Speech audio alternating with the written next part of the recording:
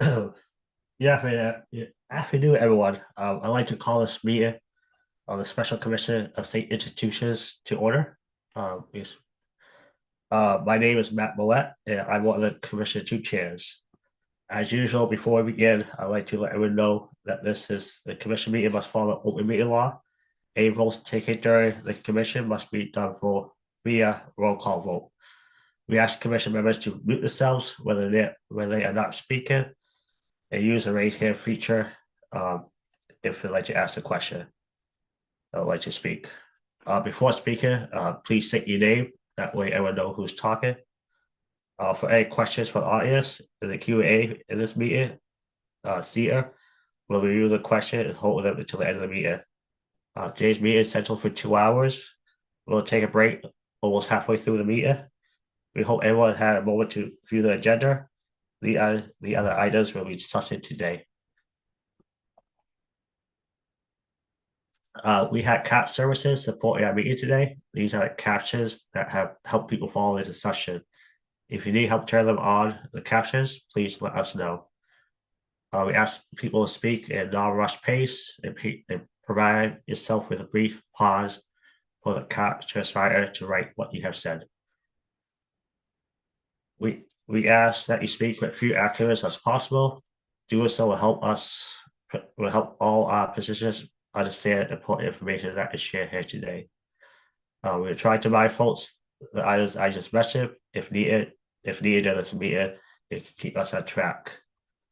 When we end this meeting, we'll have made available based on what we talk about today. This meeting is also being recorded, and the videos will be on the Commission Mass Gov webpage and on YouTube. I like now my culture and Kate is sick today, so she's not here. So I'll be talking the whole meeting. I'd like to now invite Emily Facita to provide a high-level recap of our last meeting before we vote to approve our minutes. Thank you very much, Matt. So in the last meeting, the Commission discussed roles and the next phase of their work. They had a discussion about some additional leadership roles and made two votes. One was to approve a secretary position and appoint Mr. Alex Green to that position. The second vote was to approve the role of vice chair for the commission. It was also announced that the work groups have concluded, as the tasks of those groups that they were charged with are now done. There were final updates given from those work groups. From the Records and Records Access Work Group, there was a discussion on the background to the original letter to Secretary Walsh and the drafting of a response. After that discussion, there was a vote where there was an approval for sending the draft reply to Secretary Walsh. There was also a discussion of a tool that was in development for gathering information about records from DMH and DDS. This tool is to help identify the types of records that exist from these agencies, their storage conditions, and whether any records had been approved for destruction.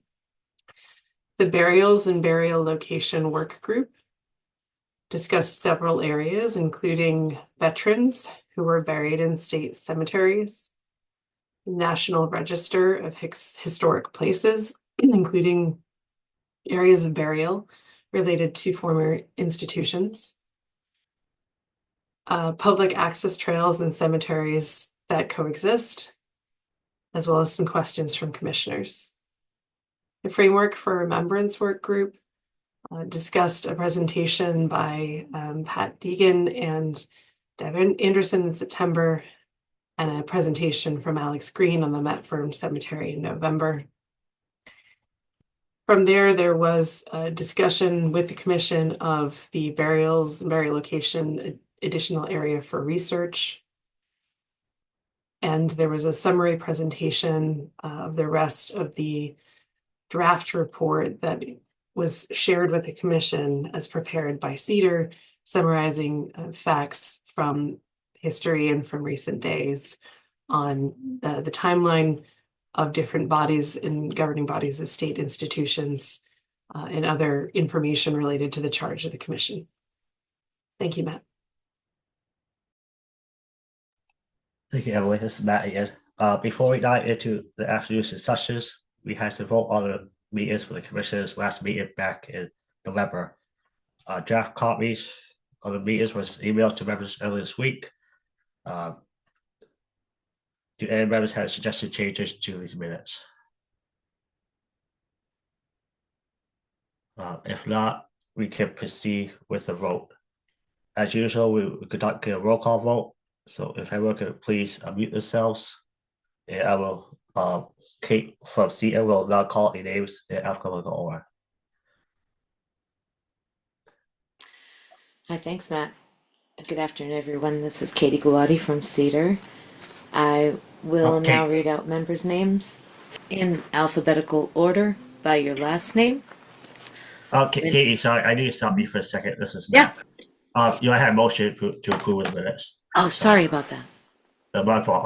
I forgot to do that. Sorry. That's okay. This is Alex. I'll make a motion to approve the minutes. Thank you, Alice. Do I have a second to approve the minutes? This is Andrew. I'll second. Thank you, Andrew. Okay, Kate, now you're up. Thank you. Okay. I'll now read your names in alphabetical order by your last name. When your name is called, please respond with yes, no, present, or abstain. Elise Aron, Present. Kate Benson. Oh, she's not here. Sister Linda Bessam, Reggie Clark, Here. James Cooney, Samuel Edwards, Here. Anne Frecht, Here.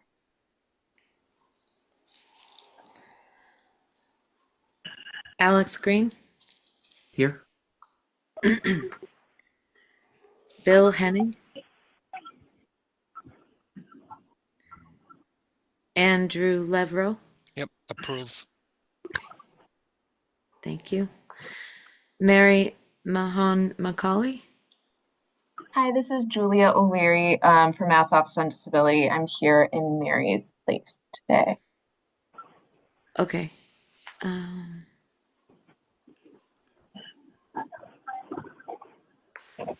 And what was your name again?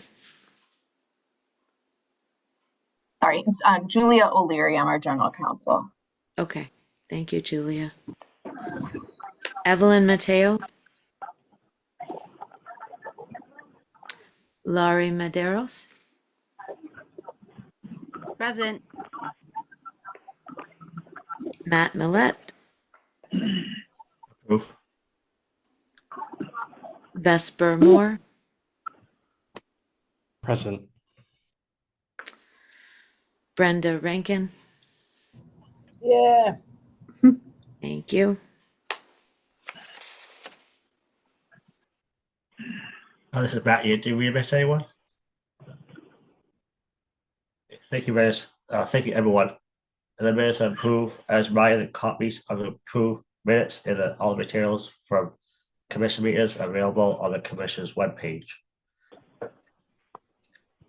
At the last meeting of the special commission, we voted to approve the role of secretary and vice chair.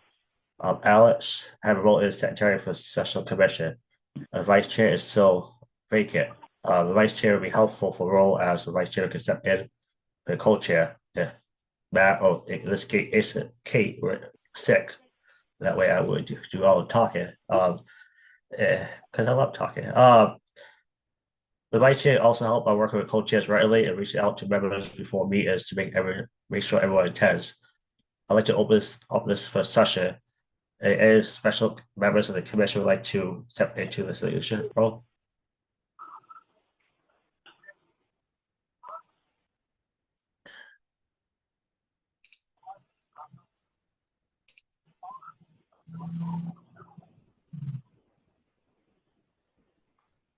Matt, I'm sorry, it's Laurie Medeiros. Can you repeat that?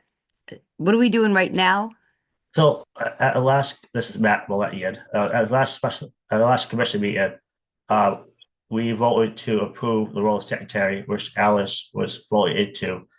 Then we voted to approve vice chair, which no one has accepted into. The vice chair would be just a help for me and Kate because the work upcoming and that's 6 months, 5 months is very important. We had to do a lot of questions, email back and forth.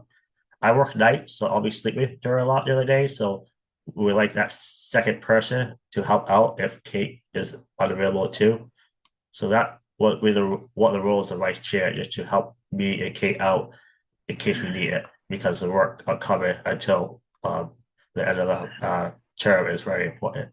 So if no one sets up to the vice chair, we can table it. But I would like if someone would step up because I think it would be a very important role coming up where C is taking back set or stop doing the work for us, and the chair has to, the commission chairs had to do all the work.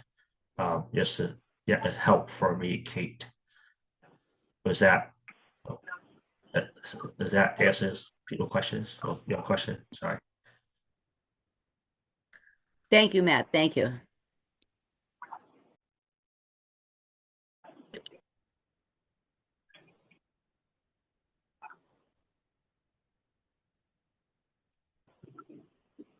Can I ask just one question about this?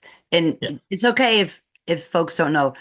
Just as a kind of point of reference, how much time might be expected in this role? Like The vice chair. Sorry, this is Matt, vice chair. sure, yes. Hopefully not a lot, but we just it's KEI, it's Steve, we were talking, is we like a backup in case we need email someone right or not email the commission right away. Say like at 11 o'clock in the morning, I'm sleeping, Kate working. Hopefully that vice chair will able to email the committee. So that I don't know the answer to the time frame, but it won't be as much as KEI. We would still be the co-chairs. And Alice asked his secretary, we would write everything down that he would send it to us and we were set it out. If not, that whether the vice chair was set up and send an email out to the commissioners. Okay, thank you again.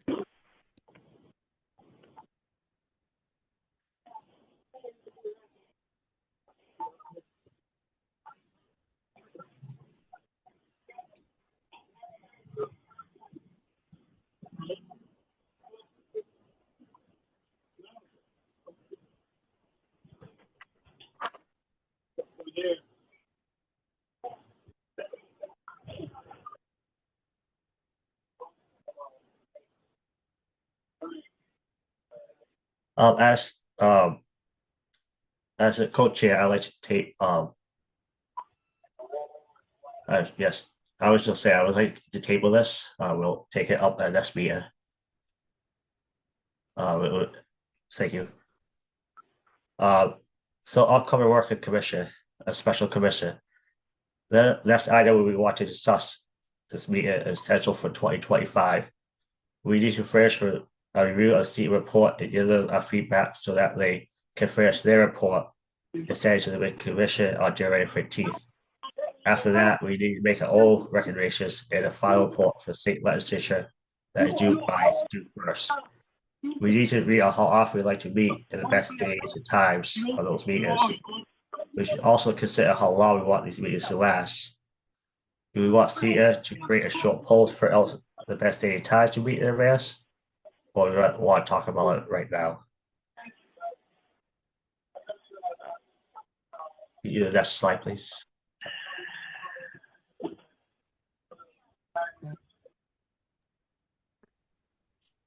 Oops, sorry.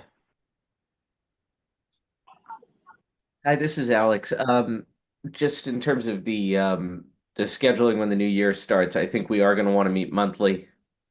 And I think we're going to need to as we move toward finalizing the report. I think getting the details of a monthly meeting down is probably best left to scheduling by email.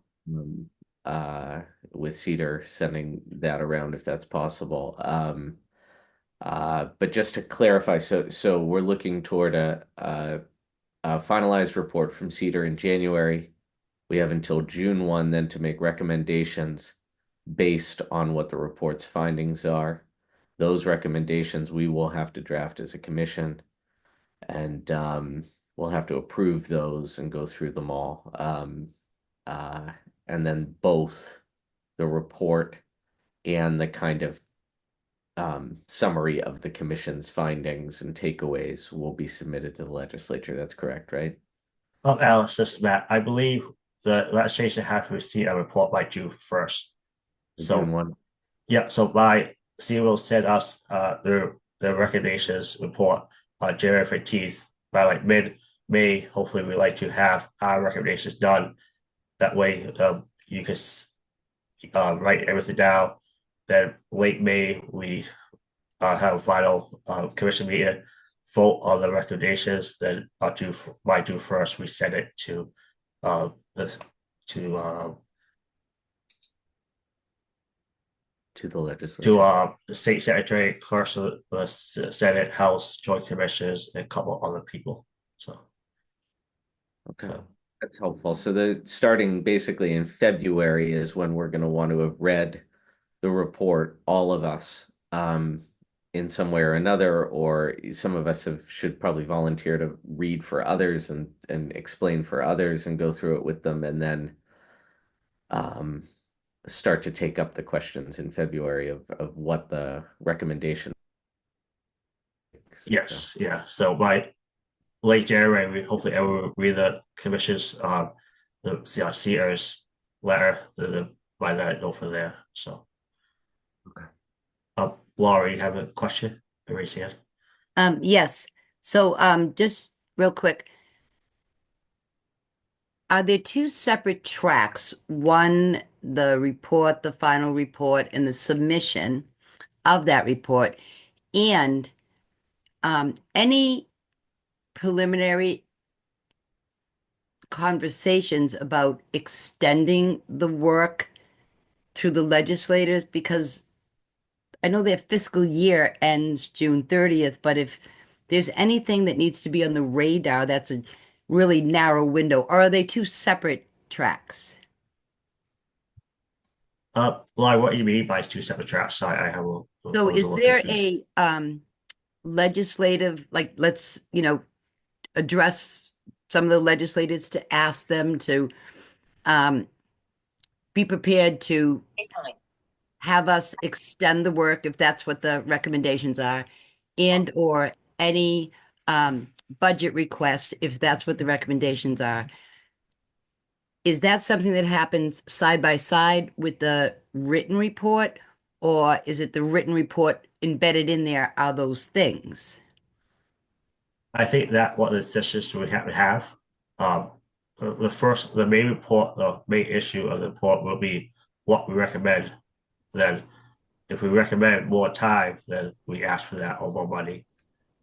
So, is that issue question, Laurie? Yeah, it does. And I just want to say that, not that I want to rush a process that I'm not even, involved in.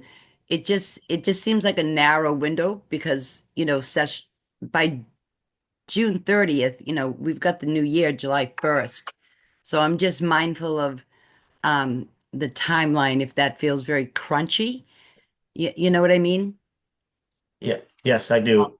I But just remarked. by 2025, we have 2.5 years, 3 years on this. So that's why it's kind of a deadline of June 1st. So we started off a little slow, but that's we're seeing that while we ramp up. So now that season is almost done. We'll have to take all the work ourselves, then go from there. So yeah, Okay. June 1st is a tough date because let's say June 29th or 30th is the state official end of year. Then July 1st is a new year for this to the best of. So Okay. That's all. Thank you. thank you. Alice, you have your hands raised. Thank you. Yeah, this is Alex. We have some flexibility in there too in the meetings for between February and May, where if we wanted to consider and take up and vote on the idea of sharing draft material with the legislators. We have the two legislative sponsors who kind of pushed the initial creation of the commission through, sharing some of it with them or having meetings with them. Not, as long as it's done appropriately to the open meeting stuff, there's nothing that really stops us from doing that. So I don't envision that all of the recommendations will be ones that require legislative action. But for the ones that did, like the idea of if it becomes something that the commission wants is to extend the work of the commission, there are ways to make sure that that's not a big surprise when the report is actually filed on June 1st as well. So we have some flexibility when we get to February. Thank you, Alex. You put that better than I did. Thank you, Alex. Sure, happy to. So, just to recap, this discussion is about the work and about the timeline of the meetings coming up. So hopefully everyone can read that monthly will probably be best because we have a lot of work to do in the next 6 months. Well, we'll have after the holidays, we'll have 6 months. So I'll have Sia send out a poll this week to gauge a date and time that works for everyone. It seems like 3 to 5 is the best time frame. It depends on Tuesday, Wednesday, Thursday, because Friday's usually not your time, and Monday's tough after the weekend. So Sia will send out a poll later this week. So thank you, everyone. Unless anyone have any more questions, comments about the schedule of meetings.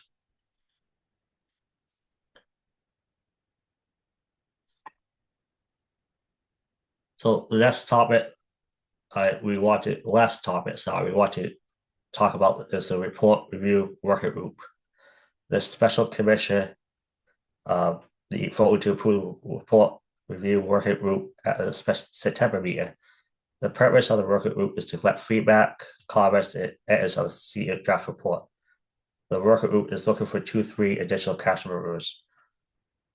So Kyle and Alice talk about is after we see a report, we can have the work group will work it over, talk to other members, and get feedback. Any commissioners members who would like to participate in this work group besides the couple that are already on there? You'll have answers now. You can email. Sorry, James.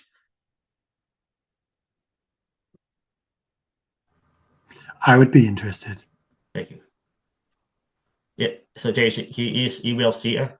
That way, you can make sure you're on the email list, please. Okay, sure. Thank you.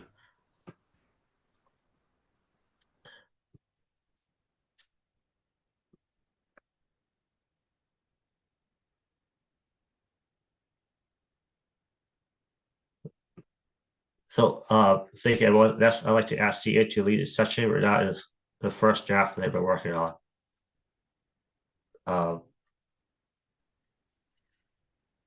I'm not sure, is that Emily, or I'm not sure who's speaking right now. Sorry about that. It's Jennifer. I'll start. Sorry, Jen. Thank you, Matt. This is Jennifer from Cedar. And if we can, we're going to review the report that we sent out via email on September 30th. And we're going to start off where we left off at the last meeting. And we'll go through the slides together. We will stop and pause for feedback and questions periodically. You can also send questions and feedback directly to Cedar via the SCSI email address if you prefer. Next slide, please. Thank you. Again, we wanted to warn you about the use of words in this presentation. Some of the words that are used are offensive to us, but we are using them, some of the terms that were used over the history of institutions. For example, it was common to refer to people who lived in one of these institutions as inmates. And there are other words that are offensive that were used, like lunatic and feeble-minded. Next slide, please. So last month, we left off at the tail end of the evolution of the governing bodies of state institutions. And we are going to try to get through the remainder of this report today and hopefully cover the framework for remembrance as well. Next slide, please. Okay. So in 1916, the Acts of 1916 established the Massachusetts Commission on Mental Diseases, which replaced the Board of Insanity. And this was a new commission that was tasked with overseeing mental health services and managing, the transfer of records and books and property from the Board of Insanity. In their first annual report, the Commission on Mental Diseases talked about how important scientific research was at the School for the Feeble-Minded in Waltham, and focused on looking at different things like a person's health, their family background, progress made in school, their intelligence and behavior as part of studying the people who lived at the school. An act to provide for the establishment of free clinics and a registry for the feeble-minded was also set up. They established free clinics for people who were quote unquote feeble-minded. And these clinics would be run by doctors who worked at the state schools. The commission also kept a private list of people in this group that was meant to be shared only with the correct officials in order to help with tracking information and organizing care for people in this group. Next slide, please. In 1919, the Commission on Mental Diseases was replaced with the Department of Mental Diseases. This was a part of a bigger effort to reorganize all the state's departments. So there were many state divisions and departments, over 100, and they condensed it down to no more than 20. And in 1923, the Department of Mental Diseases introduced two new divisions. One was the Division of Mental Hygiene, and the other was the Division for the Feeble-Minded, which was later called the Division of Mental Deficiency in 1926. And that was really replacing the old term feeble-minded, reflecting both changes in language and how the agency was organized. Do we have any questions on this final piece of the evolution of governing bodies?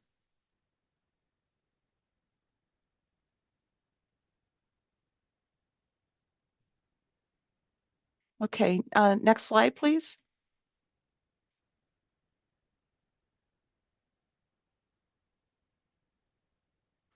So this next section talks a bit about the types of information collected at these various institutions. The state hospitals and schools maintained, in some cases, pretty detailed records about their patients. A lot of times the records would include demographic information, for example, marital status, where a person was born, their physical and mental health information. It would also include information about whether the person had been previously committed and how they were committed. And they often contained correspondence between the institution and the family. And sometimes you're able to find discharge papers or death certificates. A pretty standard practice was to assign each patient a unique number for record-keeping purposes. Annual reports from the institutions included financial details, the number of commitments that turned into admissions for the hospital, transfers, releases, and deaths. Each department head would provide reports of the work of their department. For example, the chaplain would write a report each year, as well as social workers, the social work department. There would also be a report on the conditions of the buildings, as well as requests for funding. in terms of improving the institution or expanding it. And these annual reports also described the types of care people received and the typical mental health conditions or the general health of the people living in the institution. Next slide, please. So we're still trying to establish when this law was first made, but since the late 1800s, Massachusetts general law has required that government entities provide fire-resistant and fireproof rooms, safe, or vaults for safeguarding public records. And you can see evidence of that in annual reports documenting those requests for funds to comply with the record storage requirements. One example was from 1916 from Grafton States Hospital. And the other is from 1923 from the superintendent at the Belchertown State School, both requesting funds to either build or obtain a fireproof room or vault. Next slide, please. In 1918, we'll talk a little bit here about the Special Committee of Superintendents on Uniform Records. So this special committee was formed to standardize record keeping across the institutions. By this time, the institutions were using uniform record cards for admissions and discharges. And we found evidence in a number of the annual reports that talked about the improvements that were made on how the records were being kept. So in the Boston Psychopathic Hospital, that report detailed how clinical histories were being collected, and it also made sure that records were easy to access. Worcester State Hospital documented the weekly clinical meetings to review patient summaries, as well as physical and mental health findings, as well and social service reports. Grafton State Hospital in 1919 began using typewritten pathology records, which were organized into volumes. Boston State Hospital documented how patient records were being maintained in a chronological order, including all the patient history and actions taken. And social work records were record keeping was also improved. At the State House, there were meetings held every 3 weeks to discuss cases and create a uniform filing system. And guides were created to help standardize social histories and investigations. Next slide, please. As we researched the types of practices that were in place at the institutions for record keeping, we were able to review a book called A Brief History of the Taunton Lunatic Hospital, 1854 to 2016. That was written by Joseph Langlois, who was a former employee of Taunton State Hospital. And that book contains a chapter that provides an in-depth look at the evolution of the medical records at Taunton State. And it really illustrated how documentation and quality care changed over time. Mr. Langlois conducted really an informal analysis of a sample of medical records that are stored at Taunton State Hospital. And he was able to describe a gradual improvement in the quality and thoroughness of medical records, shifting from very brief, sparse documentation to more detailed, structured records. We know that through interviews with key informants, our team here at Cedar learned that DMH keeps old inpatient admission cards in alphabetical order by patient name and the year they were admitted. And these records also include information about the patient's death if they died while in the institution.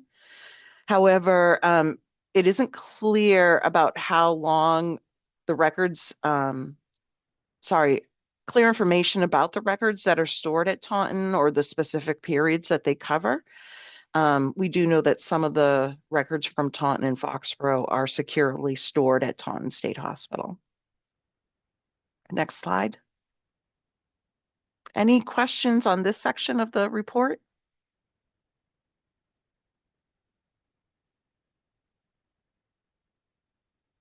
Okay, next slide, please. Okay, this we'll start here to talk about the Massachusetts public record law. So the law in Massachusetts is based on the premise that everyone has the right to see public records held by the state and local government offices. It allows citizens to look at, copy, or get copies of the records for a reasonable fee. Public records may include many types of materials made or received by government offices. They can be books, they can be papers, maps, photos, financial records, and other documents like the annual reports. Most records held by the government are open to the public unless there's a special reason not to share them. And that's really to show that our government is transparent and is working on what they have said they'll be working on. Next slide, please. There are some exemptions to the public records law. So there are some things that are not made available to the public because sharing them could either, break a law or invade somebody's privacy. So some of the more important examples of exceptions that really relate to the work of the Special Commission include personal identifying information. So personal details like a person's name, social security number, their address are kept private to protect a person's privacy. Juvenile delinquency records, those are kept private as well and are not available to the public. And the same is as far as criminal record information, criminal offender record information, or CORIs. Those are not public unless allowed by law.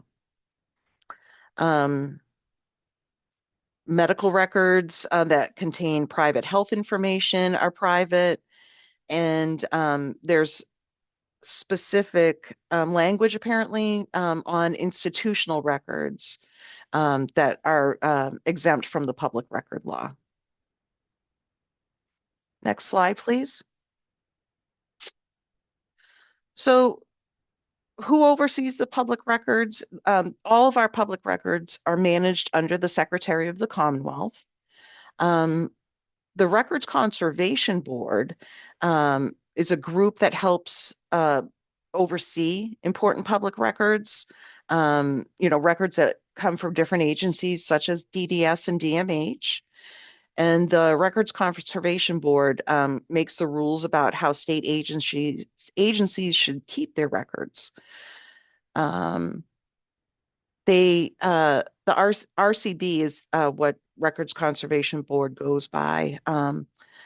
They have a long list of how long different kinds of records should be kept, and that's called the statewide records retention schedule. The records retention schedule lets agencies know how long records need to be kept, and agencies can keep records they need or send them to the Mass Archives to be saved long term.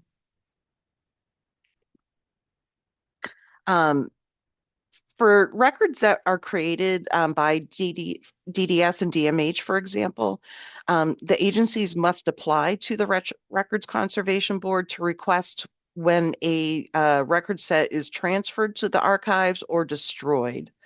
And this process includes consulting with the agency commissioners and following very specific procedures that the RCB has outlined. Some records from state institutions, especially those from closed institutions, were destroyed in the past. And this happened when rules allowed certain types of records to be destroyed. However, the exact list of records that were destroyed isn't fully known yet. That's something that we're working on. And we're making requests to find out which records were officially destroyed. Next slide, please. I apologize. Supervisor of records. Can you go back one slide, please? I apologize. Thank you. The supervisor of records is another important role within the overseeing records. They're responsible for ensuring that public records are properly managed, that they're accessible and preserved in line with the state's public record law. This position is appointed by the Secretary of State and has the authority to enforce the law and guide state agencies on handling government records. The supervisor often is in the role to decide if a government record should be made public or if it's exempt from being shared under the public record law. If someone is denied access to a public record, the supervisor oversees the appeal process to decide if access should be given. Next slide, please. The records management unit helps to make sure government records are stored safely and kept in a safe environment for long term. The records management unit works with state agencies to manage and protect records so that people's privacy is protected. It also gives advice on how to store records, rules for electronic data. It gives advice on how to save materials that get wet and how to plan for emergencies. Another role is records access officers. They play a key role in helping people access public records. The record access officer role was created by an update to the state public records law in 2016 to improve on how records are requested and shared. The records access officers manage all the requests for records made to their agency, and part of their role is to make sure that the record requests are answered on time and accurately. Both DDS and DMH have designated record access officers to handle public records requests, and information about how to request the public records and medical records as well from these agencies is available both on the DDS and the DMH website. Next slide, please. So it's a pretty straightforward process to request records from different agencies. It's anybody who's a member of our public can ask for records either in person, by mail or email, fax if you still do that.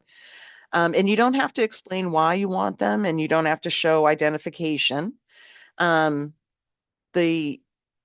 The record access officers have 10 days to reply to your request, and they have to let you know what the decision is. And they can, if your request is denied, or if they don't have the records, they'll explain in their reply to you. And you can always appeal. And if you think the agency isn't following the rules, appeals can be made directly to the supervisor of records. And in some cases, members of the public have taken legal action to get records. Are there any questions? Next slide. Any questions on the Mass Public laws and related governing bodies, public record law? Samuel. Hi, so my understanding, you were outlining some of the records that are have different laws surrounding them than the public records law outlines. My understanding is that for the criminal records, they are open after the person is deceased, and my understanding is that for medical records, they're always in perpetuity closed.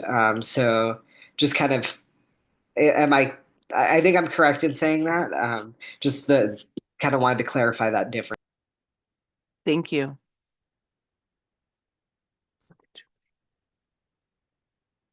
Okay. Any other? Okay. Next slide, please.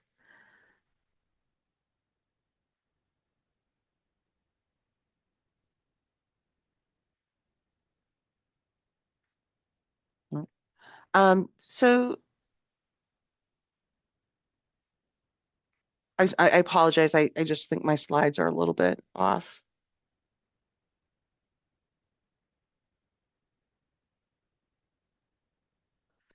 Okay.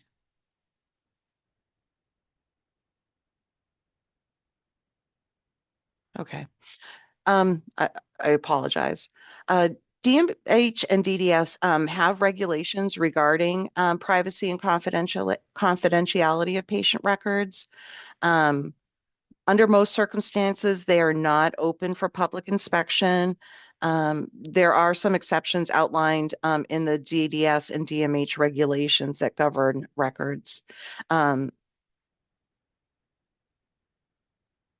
Privacy of records, both DDS and DMH require that the records are kept private and secure, and they cannot be accessed or inspected by the public without a valid reason or specific authorization. The situations where people can see them would be if there was a court order, meaning if a judge orders it, the patient records can be shared with the right people. A legally authorized representative, so family members, guardians, or someone in charge of a deceased person's estate can access the records if they are allowed to under the law. Patient or attorney request. A patient can always ask to see their own records, and their attorney can as well. There's also something called the best interest of the patient. So the commissioner of an agency can allow access to records if it's good for the patient and follows privacy rules, and where otherwise required by law, they have to be shared.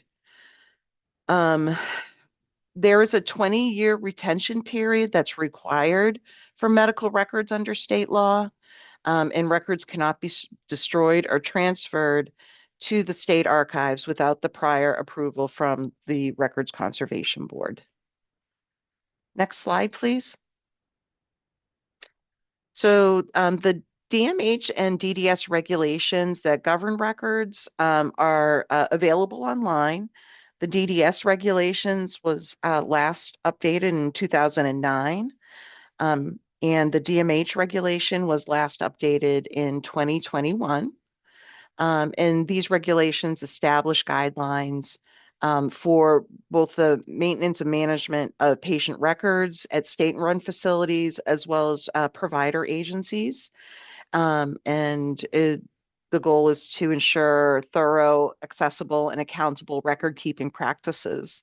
The regulations also establish the quality standards for record keeping, including privacy and confidentiality. Next slide, please. So people who want to ask for their own records, or their family members or legal representatives asking for somebody else's records, can follow the steps that are posted on the DMH and the DDS web pages. Records may be delivered, they may be denied entirely, or requesters may receive back partially redacted, which means blacked out records. If there are legal restrictions when the records include sensitive or personal information regarding another person. And also DMH has additional restrictions on their website. It states that under a court order or valid personal representative authorization is provided, DMH cannot release any medical records, confirm if a person was ever served by DMH, confirm whether records are still under DMH's custody or control. So that's an additional restriction that's shared on the DMH website. My understanding is DMH keeps medical records for 20 years. And after that, there's no guarantee that records will still be available, even if there's a court order or permission from a personal representative. Next slide. Any questions on this section of the report?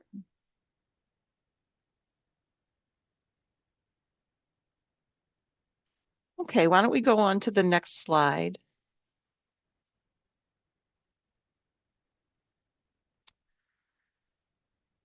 Okay. Many records from the state institutions are managed by the Secretary of State. And one of the key resources that we've used for accessing these records is the Public Document Series, which is a collection of government publications that include both old and new documents. These documents are found online at the State Library's digital collection, and we have a little screenshot on the screen of the digital library. Each public institution and state board in Massachusetts were required to submit annual reports to the Secretary of State. Public institutions included, but weren't limited to, the state hospitals, the various boards of health, charity, and lunacy. There's a section on vital statistics, and many other types of annual reports. The Secretary of State would, in the past, long time ago, print out these annual reports and send them out to the general court, the state library, and other government offices, and every city and town in Massachusetts. And they were often kept in the local library. These are really interesting reports. They provide a lot of insight into how institutions were run in the past. Generally, they don't provide lists of patients, though that's not 100% the case. Next slide, please. Okay, so let's talk a little bit about the Massachusetts State Archives. The State Archives are located in Boston, and the archives play really a critical role in preserving and providing access to these important government records. And they include collections of records from the state hospitals, mental health facilities, almshouses, reform schools, and a number of other public institutions. The State Archives has a collection guide called the Human Service Collection Guide, which details all the records available from agencies like DMH and DDS and Department of Corrections and DYS. And it's a really helpful tool to understand what the holdings are at the Mass Archives. And it will list out what's included in a record collection, but some of them, as you can see here, are restricted, such as medical records, often registration records for any of the hospitals or school are restricted. Business records, these are the annual reports.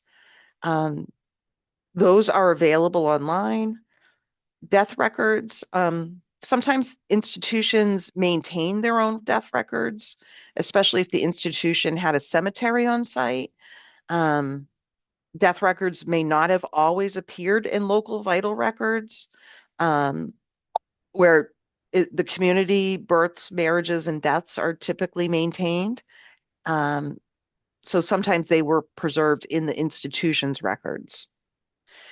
The Mass Archives also has some information about cemeteries and burials. For example, the Metfern Cemetery registers for the years 1947 to 79 are held at the archives, though the access to that document is restricted due to confidentiality laws. The Massachusetts State Archives follow a general policy of allowing access to most records after a waiting period, typically around 75 years. However, it's not explicitly set in Mass general law, unlike in other states. And the record access timeline might vary depending on the type of record and any associated restrictions with that record. Next slide, please. And this is the slide. This slide contains the listing of the collections held, just a partial listing of the collections held at the Mass State Archives for the institutions that are under study. Boston State Hospital, a portion. Bridgewater State Hospital, a portion of those records are available.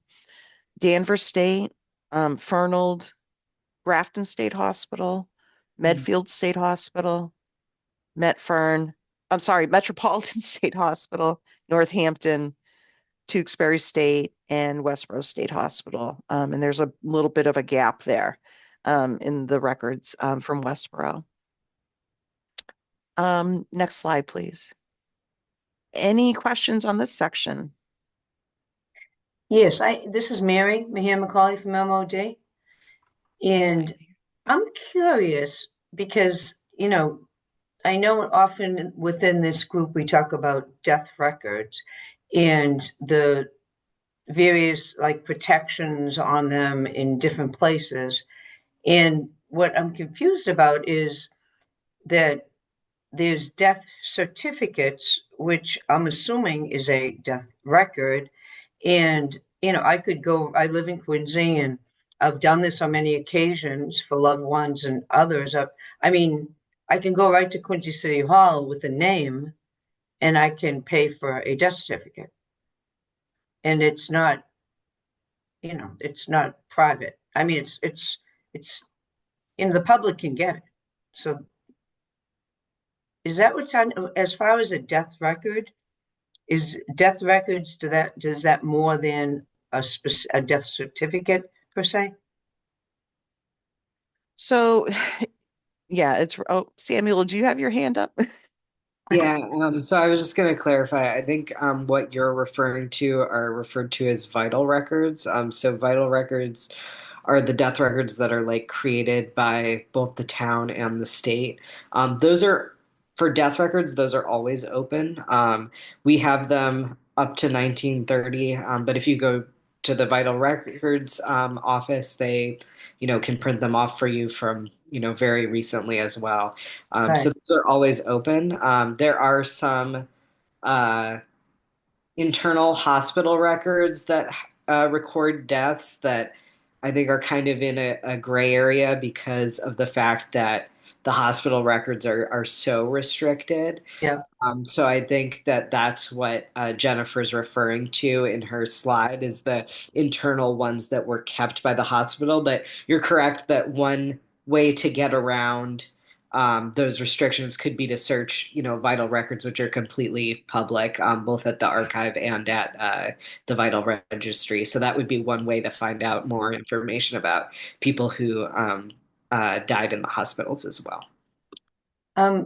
But also, you know, what I'm curious about is whether a person died, you know, within a hospital at home or wherever the setting was.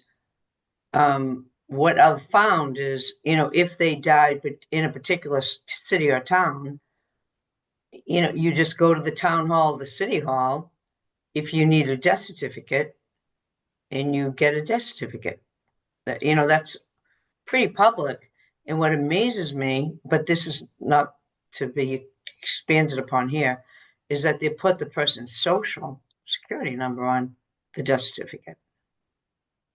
Do you know what I mean? That's, you know, it's very easy access to that one paper, you know, the death certificate, which from what you're saying, sounds like would be considered to be one particular type of death record. Correct. Yeah. But you don't have to go to like Mass Archives for it or anywhere else, but just a town or city hall. All right. Yeah, thank you. Emily? I wanted to just expand to answer Mary's question. So there's the death certificate. Those are largely public, although at times they are redacted for particular legal involvement, but the vast majority are publicly available. Right. To find that, though, you need to know the person's name. And Yep. usually you need to give a range of time, either from their birth date or their death date. And so yes, you need a little bit more information about the person. But that death certificate does list where they died and I believe where they're buried as well, and right. the cause of death, as among other information. Right. There are also death-related records held by human service agencies that may have more information about what happened, you know, before or during the course of someone's process to death. those would be more protected because they have more information about the person. Okay.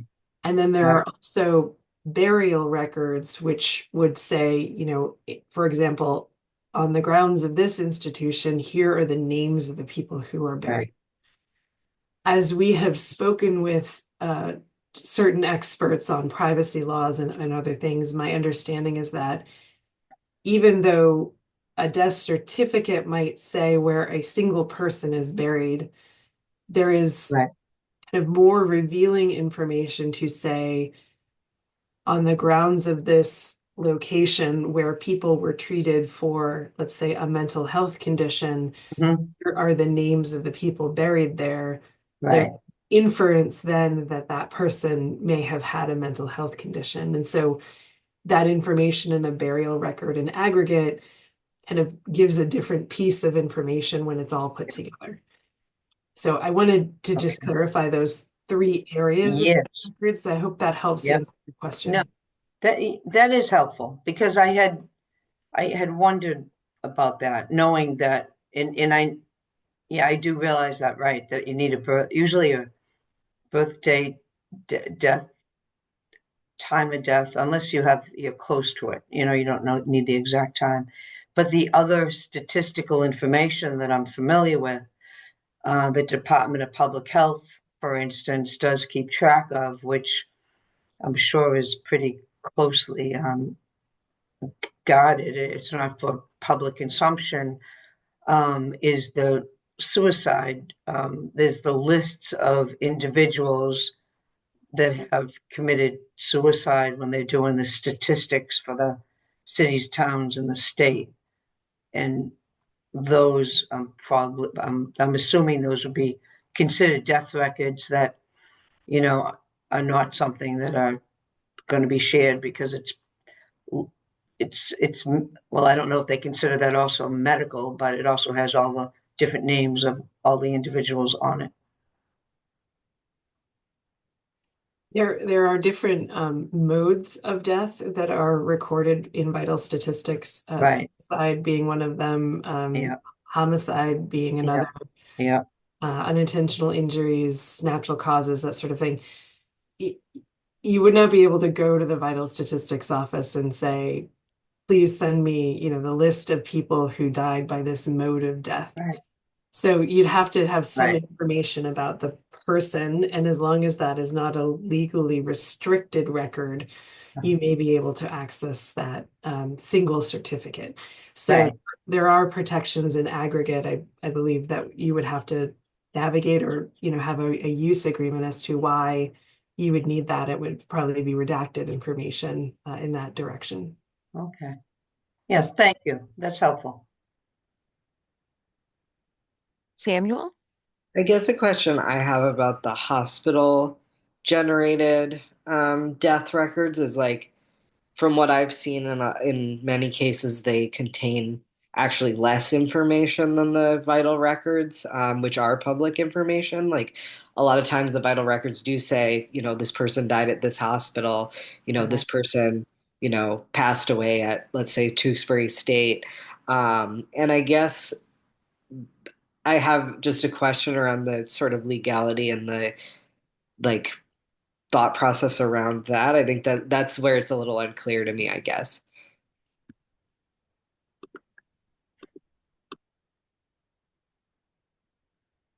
Well, oh, Alex? I think that's why we're here. To get to the bottom of just that. Because you're so right. Like when I've seen the death certificates, they don't just so you all know, like if someone died at a state institution, often the death certificate says that they died at the state institution, says the doctor who treated them, lists their family and their home address, says what they died from, but also lists whatever their broader diagnoses were from the institution as pre-existing conditions.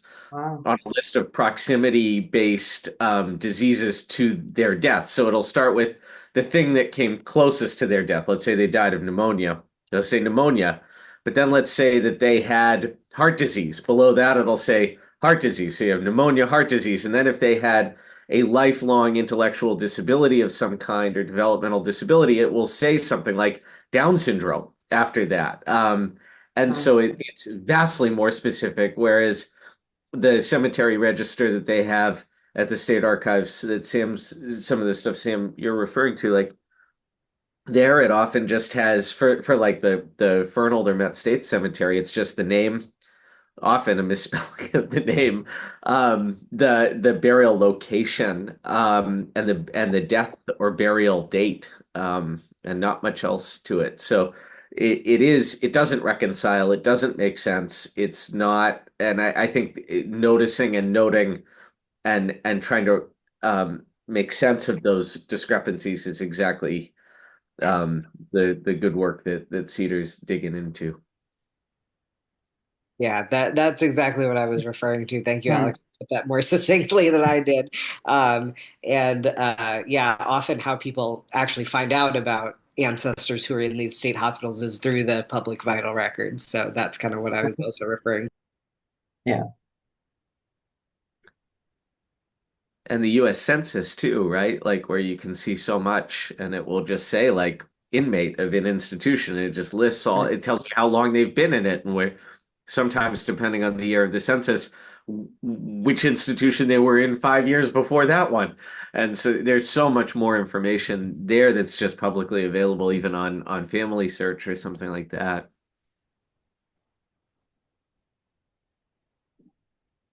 And this is Mary again. Is X number of years before you can get the US Census, right? Like 50 or 75? I have to check, Mary. This is Jennifer. Okay. I believe it's the 1940 census. It could be the 1950. Is available online. Yeah, that sounds right. Okay. Any other points of discussion or questions on this section?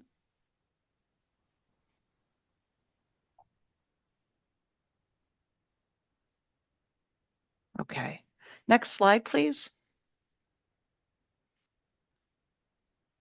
Okay, this section talks a bit about the records held by DMH and DDS. What we've learned is that records from closed institutions are stored in various locations, some of which are not ideal for preserving sensitive documents. Mhm. Some records are still stored at active DDS and DMH facilities. And we also understand that there's some records held at area central office, area regional central offices of each agency. Some records are kept in old buildings on the institutional campuses that are still open. And it's been reported that these storage conditions are less than optimal and lack some important safeguards like sprinklers and heating ventilation systems to control the climate. So these storage conditions are believed to have led to some records being in fragile condition. And the majority of records remain in paper form, and that makes them particularly vulnerable to deterioration due to the environment. Through our interviews, we've also learned that many people in the different agencies understood that records from the closed institutions were not sent to the Mass Archives because there wasn't enough space. And that the archives was full, and that the records couldn't be transferred. But we did check with the archives, and at one point there may have been a lack of storage space at the archives, but currently there is enough space for records. So that likely solved the problem, and the DMH and DDS teams may have been waiting for this extra space before sending records. So at this time, there is space available at the Mass Archives. Next slide, please. So we did talk a bit about the regulations and rules from DDS and DMH on protecting patient records. There are some concerns about where the records are kept. we know that in a few places there isn't good security where those records are stored. And some examples of the concerns that we found over the past year or so is, for example, in the response from our letter of inquiry, it was stated that the records at Medfield State Hospital, there could be some stored in the buildings on the campus, but currently the buildings are unsafe to enter. So we've asked for a time frame when the buildings will be evaluated. We all remember at Fernald, the records containing personal information, like names, birthdays, social security numbers. Oh, maybe not social security numbers, were found in old buildings on the campus. And DDS has taken action to retrieve those records that were found and transfer them to secure settings. In 2024 at Rentham Developmental Center, someone broke into a closed building on the campus and was able to access old records from another state school that were stored there. So the leadership at the center has taken extra security measures, but challenges remain with that particular campus. There's issues with people coming off and on the campus as far as unauthorized entry into these sensitive areas. And then there was a coverage in 2014 of a teenager finding records at the site of the Dever State School. And they were from the 1960s that had been left unsecured in an old building on the campus. And then there's been similar discoveries made at other closed state hospitals where old records were found by people exploring these abandoned buildings. And then finally, in Foxborough State Hospital in 2000, there was a news coverage regarding the missing records from Foxborough State. There are not records at the state archives from Foxborough State Hospital. There are some records stored at Taunton State Hospital, so it's unclear how many records are missing. Next slide, please. Any questions on this section?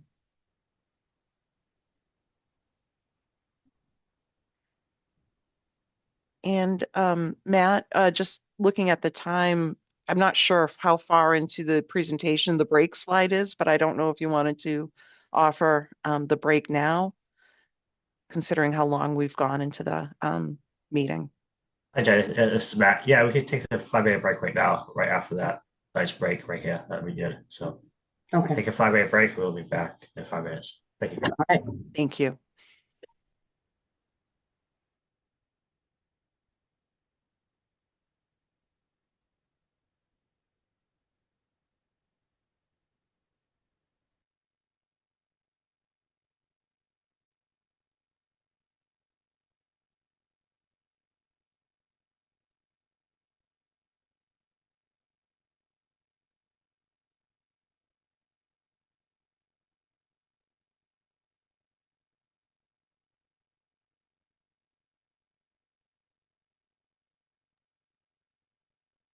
Katie?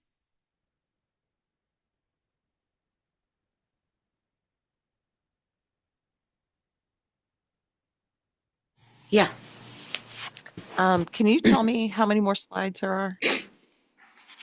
I can. We're at but slide 37. we're at slide 37. Aren't we? Oh, Um, let me look. Just look really quick. Oh, look at that. Yep, was that where the break was? that was where the break was. Okay, can you go ahead go ahead? I did. No, keep going. Oh, yep. I'm gonna skip the private collection section just in the interest of time. Okay. Yep. And I'll We'll go to here. experiences. Yep. Okay. Just because I want to be able to finish this in the Yeah. next 40 minutes. Mhm.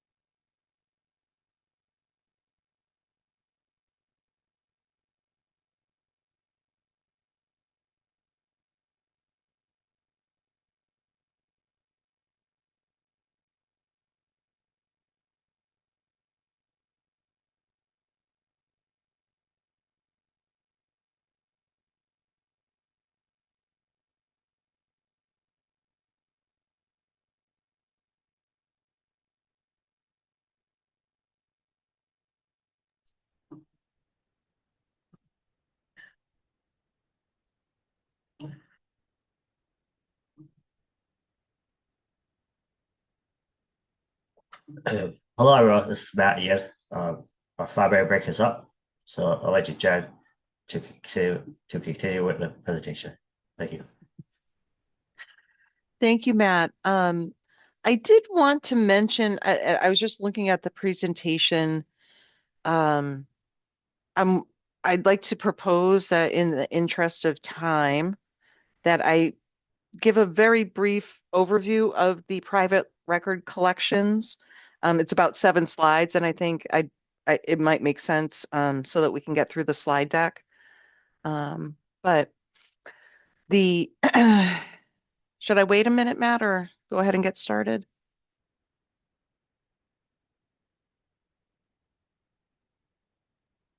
I think we decide. So I think I agree that this is Matt. Sorry that quickly go over the private collections. I think personal experiences are more important right now. So Yep. Thank you, Matt. So can you go forward? Sorry. Yep. So we were just chatting. In the interest of time, we're going to not really cover the private record collections. It's about 7 slides, but there are a number of private collections held by different universities primarily, but we also have the Friends Association has some records as well for Belchertown State School. They're well documented within the draft report as well as in the slides for today's presentation. But they all these private record collections do have different restrictions on access in terms of what's restricted, what's not, and how soon after creation the record can be shared. So I just wanted to mention that we're just going to fast forward through that section and move on to personal experiences of people who've attempted to access records. Okay, so the team at Cedar collected information through key informant interviews, and these were with family members of former residents of state institutions who had actually been in the middle of trying to access the records of their deceased family member. We also had to use a couple of books as a resource. 2 local authors documented their experiences accessing records from the different institutions when they were researching their family history. And they provide a personal account of their experience and really talk through the deep emotional and kind of practical challenges that they experience trying to get a hold of those records and to really understand what their loved ones went through while they were institutionalized. Next slide, please. So some of the themes that came out of the interviews included barriers to accessing records. So there are a number of legal barriers that can get in the way of people being able to access these records. There is a need for court orders from the probate court, different types of specific permissions that are required in order to access records. The family members struggled with access to records because of the complex legal requirements. And honestly, in some cases, it was bureaucratic inefficiencies that contributed to these barriers. An example would be Mr. Scott, who was in the news this past spring after he met with Governor Healy. Mr. Scott shared that he had to hire an attorney and actually faced multiple denials on his requests to access his brother John's records from Fernald. Another key informant, Ms. Turner, experienced a similar kind of costly process trying to obtain her grandfather and great-grandmother's records from Fernald. And another key informant, Laura Zigman, when she did finally receive her sister's records, they were heavily redacted or blacked out. And another person who we interviewed who has chosen to remain anonymous, he was unable to access records about his cousin who lived at Fernald due to really the refusal of his extended family to grant consent. So there's some complications with family dynamics in these situations. So that prevented him from getting the necessary permissions needed to access the records of his cousin. And similarly, the author of the book Finding Emma had to go through a lengthy and complicated process to obtain her great uncle's records, which included getting consent from all of her existing relatives, including her mother, who was not in favor of opening up her great uncle's records. Another area where or common theme was problems with record keeping. Some of the families we interviewed found that the records were poorly maintained and some had been destroyed over time. In other cases, records had been transferred to other institutions or archived on microfilm. And some families were unsure whether records even still existed. So, for example, in Finding Emma, the case of the great uncle, his hospitalization records were kept on microfilm after his stay at both Westboro State and Metropolitan State.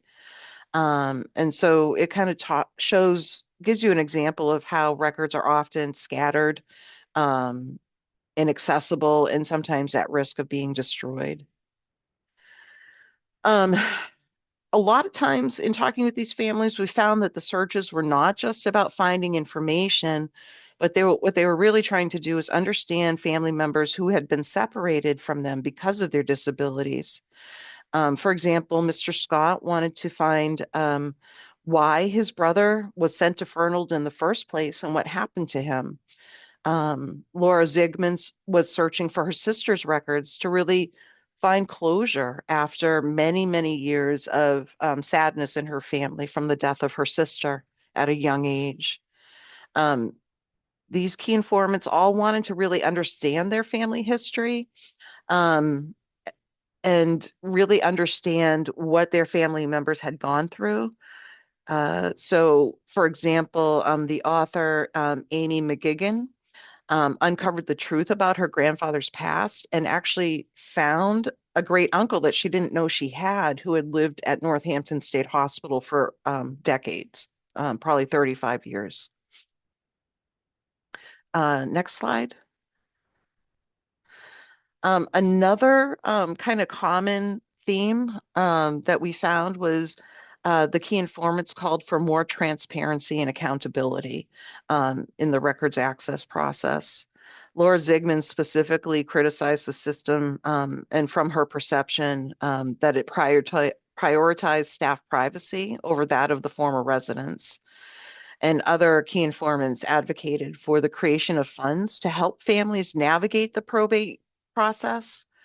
And others called for public acknowledgement of the history of the institutions like Fernald and a public apology for the mishandling of records. Next slide, please. Any questions or feedback on this section?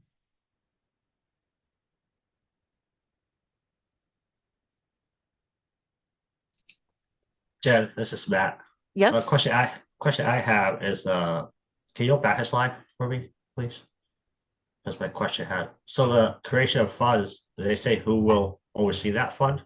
Or No, it was more about the probate process, and at times it makes it easier if you hire an attorney, is quite expensive and complicated. And some families may not financially be able to pay for those fees or whatever you have to do in order to go through probate. So for some families, it's a barrier if it's financially out of outside of what they can afford to do. I was just like this, Matt. I was just wondering, like, because I think of your idea because say a lot of families can't afford it. So but I was just curious if they had suggested who would oversee it. So No, just that it would have been helpful specifically for Ms. Turner that, going through the process to become the authorized representative for two people whose records were well over 100 years old. She said it was cost prohibitive for her.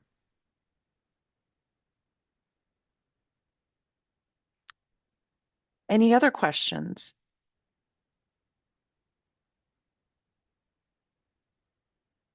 Okay, let's move on to kind of what we're working on as far as our additional areas for research. So we're continuing the evolution of governing bodies of state institutions all the way up through to today. And we're looking at the statewide record retention requirements and how those have changed over time. We are going to be talking more about how we can collect some information from the DDS and DMH facilities and offices about the records stored at those locations, and try to come up with a summary of records destroyed over time. We are currently researching all the different types of state institution records that are available online. For example, registration for different hospitals are available on Family Search. The U.S. Census records, those are some examples.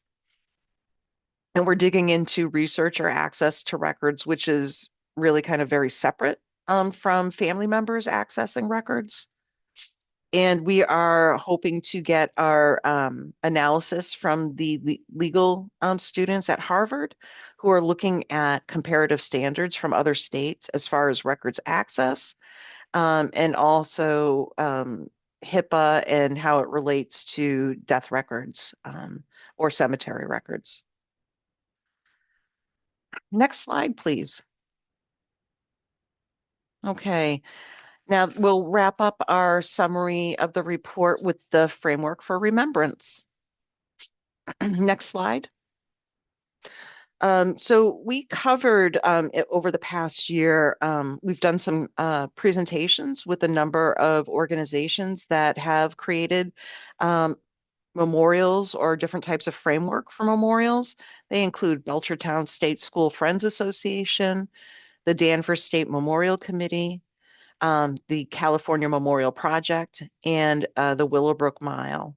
And we'll talk a little bit about some of the key themes and lessons learned, and briefly touch on areas for additional research. Next slide, please. Okay, so the Belchertown State School Friends Association, which Kate Benson is very involved in, is working to create a memorial and museum at the old Belchertown State School. The memorial will help share the history of special education, institutional care, and disability rights. The group also wants to save the school's main building and create, administration building, and create a space for learning and reflection. They are working with the Belchertown Historic Commission and the Belchertown Cultural Alliance on projects like a walking trail, a museum, and other improvements to the campus. And the memorial will teach people about the school's history and honor those who lived there.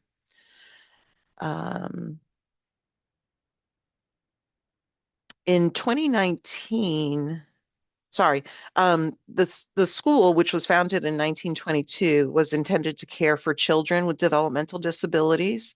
And that actually led to lawsuits and its closure in 1992. And that was called the Ricci Agreement. It's a consent decree. And there are plans to redevelop the campus.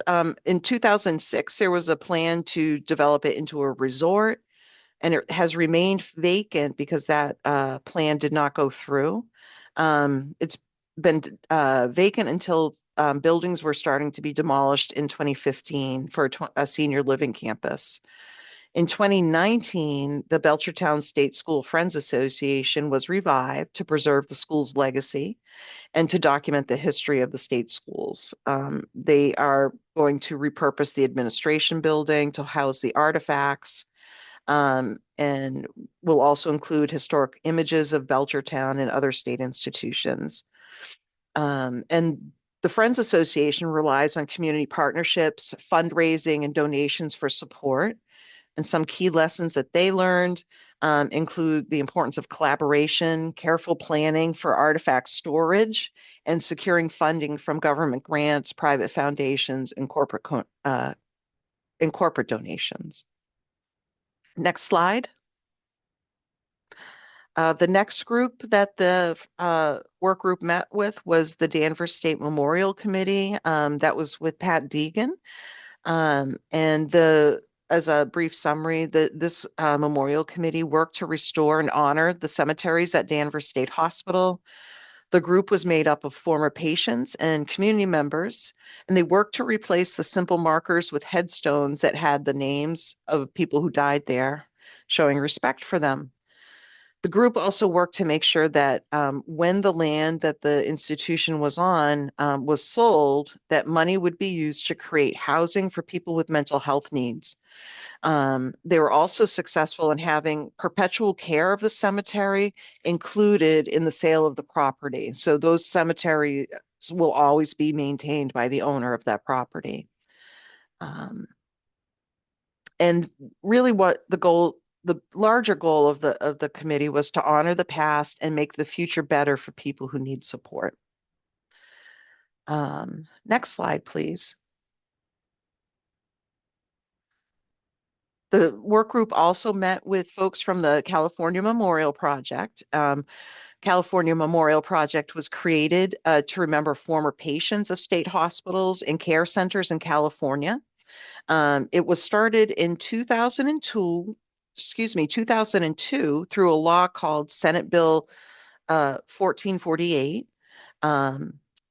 The Memorial Project has been working on fixing up the cemeteries across California, and they also hold yearly remembrance events at the different state hospitals. The project is led by peer advocates, and they are working to honor those who passed away in these institutions and also give voice to the people who still live there. Their remembrance events help people reflect on the history of the institutions and are held it's held on the third Monday of September each year. The 20th annual Remembrance Day, which was held virtually due to COVID-19, actually allowed a broader participation across the state of California. And they have more of their remembrance ceremonies posted on their website. They are also collecting oral histories of former patients of institutions, and those are being posted on their website as well. Next slide, please. And then the last group that we included in this draft report was the Willowbrook Mile Walking Trail. The Willowbrook Mile Walking Trail is a place to remember the Willowbrook State School in Staten Island, New York. It is a walking trail that has 12 stops that tell the history of the school and the challenges that the people who live there face. It's designed with an accessibility in mind, so that everybody, no matter their abilities, can learn about what happened at Willowbrook and the history there. And it aims to preserve the site's history, but also honors current efforts for social justice. The project focused on being creative, sustainable, and inclusive, reflecting values of progress and fairness. Next slide, please. Is there any questions on the framework for remembrance?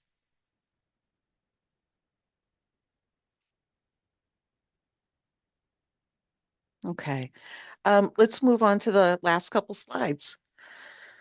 There are some key themes that were learned in terms of the lessons from these groups. One is collaboration with stakeholders.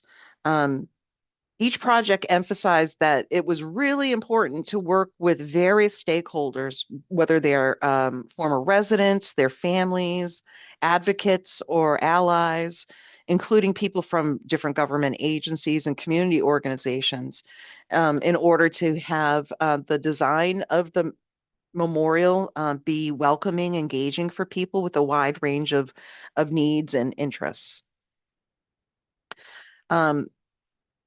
Focus on education and reflection.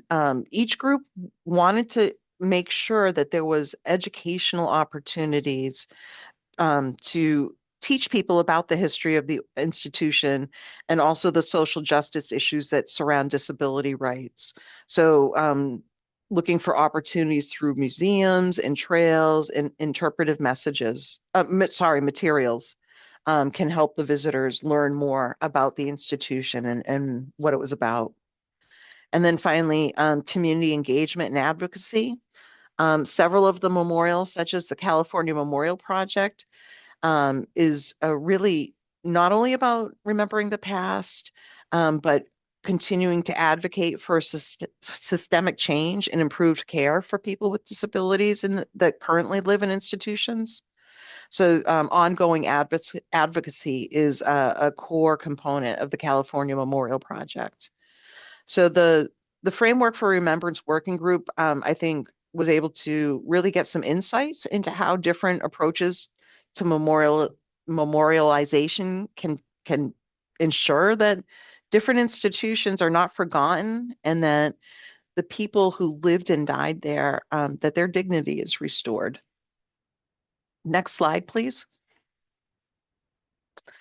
There were also some important lessons about organizing that we learned. Knowing your stakeholders, not just including them, but knowing them. They needed to include input from former residents, from their families, so that the memorial reflected a broad spectrum of perspectives. They wanted to create a shared vision so that diverse stakeholders can come together and emphasize inclusivity and community engagement. Taking time to plan. The project's long durations required careful planning. Sometimes it included managing real estate transactions or securing funding and ensuring the design reflected the memorial's values. So it was important for the groups to be flexible. That was really essential, as sometimes unexpected challenges would come up and they would have to adjust their plans. Another lesson that was shared with us is safeguarding our message. So the projects, they had to stay true to their original mission and history despite some external pressure that might have diverted the focus of the or the purpose or the focus. So making sure that you're safeguarding or protecting the integrity of what the memorial was meant to be is crucial. And being ready for a long ride. For example, the Willowbrook project took over 17 years to complete. So it's important to have patience and perseverance and manage expectations throughout the process. Next slide, please. And another important area that we learned more about from these different groups is really engaging and supporting people with lived experiences. These projects taught us some important ways to support and honor people with mental health and developmental disabilities. And there are some things that can be done that can be inclusive for everybody. Using agendas, organizing meetings to help people stay on track. So that will help members stay prepared and valued. In focusing on a respectful atmosphere where everybody feels heard and respected, even if they have different opinions. Leveling the playing field and encouraging open communication by treating everyone equally so that people feel comfortable sharing their ideas. And recognizing diverse leadership styles. So understanding that not all leaders are the same, that some lead by listening or organizing. So you want to appreciate all kinds of leadership. And then finally, cultivating leadership skills, giving members a chance to practice leadership like public speaking so everyone can start to develop more confidence.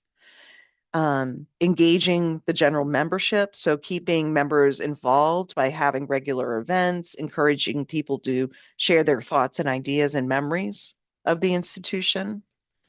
And then inviting participation in public forums, so encouraging members to attend public meetings where they can share their views and to help shape decisions. So that was some of the lessons that we learned about, honoring past struggles, but creating a more inclusive and fair project. And that concludes the summary of the report. Oh, and I apologize. We are working on writing up a summary of our talk that Alex gave on the Metfern Cemetery restoration. And we are collecting information about the various annual memorial ceremonies at the DDS cemeteries, as well as hoping to talk with folks from the Westboro Cemetery Project, which is working on memorials for Westboro State Hospital. And that concludes the summary of the report. Any questions? This is Mary. I just want to congratulate you on just a wonderful list, all the information and everything you've done to do the research to get to all of those talking points. I really appreciate it. It was really helpful for a variety of reasons. When thinking of the remembrance, it's interesting because the list of the different ways that they've remembered the individuals that lived and possibly died within their institutions are beautiful, but the critical pieces of there's a lot of slow cogs in the bureaucratic process, and that it takes so long to do it. I mean, it was just a great body of work. Thank you. Thank you, Mary. I appreciate that. Lori, I see you have your hand up. Yes, so ditto to what to what Mary just said. Excellence beyond excellence. It's a privilege to be in a room where such a report is generated and so thoroughly researched. And like Mary, I thought it was unbelievably incredible what groups had done. And one of the mentions was with the Cultural Council. And I just put in the link about the Mass Cultural Council. It initially started out with as funding from the bottle returns. You get the 5 cents back on every bottle. That was initially how the Cultural Council kind of funded itself, and it's now up to it actually is a legislative appropriation every year. They're asking this year for $28 million, and I thought that was a genius idea because isn't that one of their quotes is addressing systemic inequities across the sector, and I thought, isn't this just that? Yeah. A cultural inequity. Yeah. You know what I mean? So first of all, I thought that was genius. I had never heard of it. I didn't even know about it. So I'm psyched to have learned that information, and that was brilliant of them. Some very creative people, for sure, working on these different projects. Right.